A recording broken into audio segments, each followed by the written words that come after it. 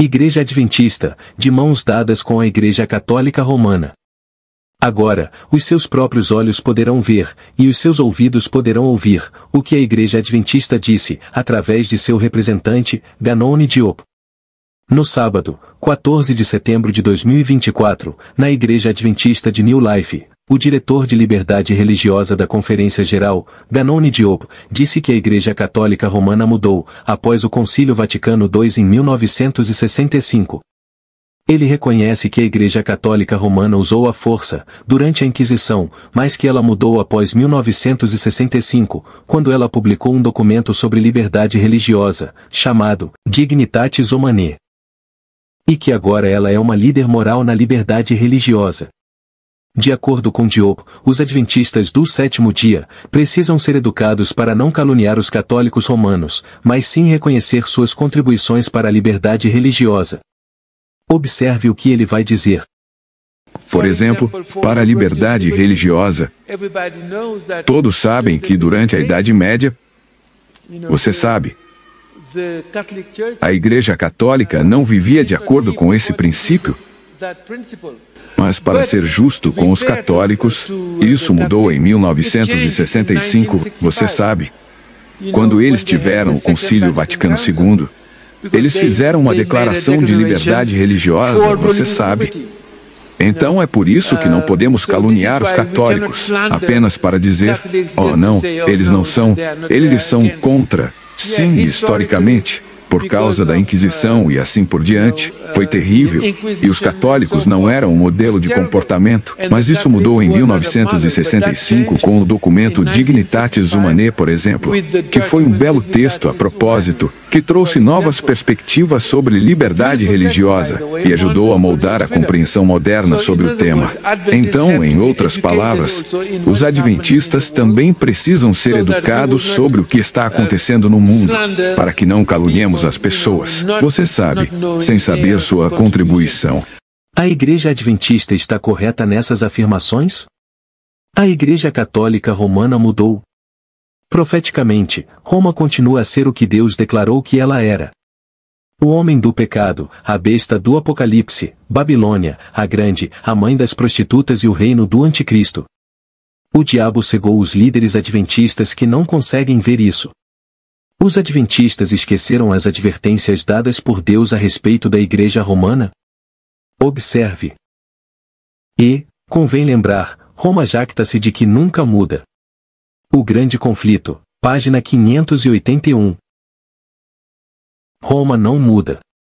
Ela declara possuir infalibilidade. É o protestantismo que mudará. O protestantismo conduzirá ao ponto em que possa apertar a mão do catolicismo. Review and Herald, 1º de junho de 1886.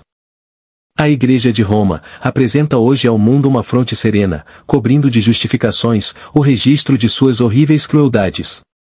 Vestiu-se com roupagens de aspecto cristão. Não mudou, porém. Todos os princípios formulados pelo papado, em épocas passadas, existem ainda hoje. As doutrinas inventadas nas tenebrosas eras ainda são mantidas. Ninguém se deve iludir. O Grande Conflito, página 571. O papado é exatamente o que a profecia declarou que havia de ser. A apostasia dos últimos tempos. Faz parte de sua política assumir o caráter que melhor cumpra o seu propósito. Mas sob a aparência variável do camaleão, oculta o invariável veneno da serpente. O Grande Conflito, página 571. O papado que os protestantes hoje se acham tão prontos para honrar é o mesmo que governou o mundo nos dias da Reforma, quando homens de Deus se levantavam, com perigo de vida, a fim de denunciar sua iniquidade. Possui o mesmo orgulho e arrogante presunção, que dele fizeram senhor sobre reis e príncipes, e reclamaram as prerrogativas de Deus. Seu espírito não é menos cruel e despótico, hoje, do que quando arruinou a liberdade humana, e matou os santos do Altíssimo. O Grande Conflito, página 571. A sagacidade e astúcia da Igreja de Roma são surpreendentes. Ela sabe ler o futuro. Aguarda o seu tempo. O Grande Conflito, página 580. Era seu estudado objetivo. Se dedicarem à subversão do protestantismo e restabelecimento da supremacia papal. O Grande Conflito, página 234. Acabar com o protestantismo. E colocar o Papa de volta no poder.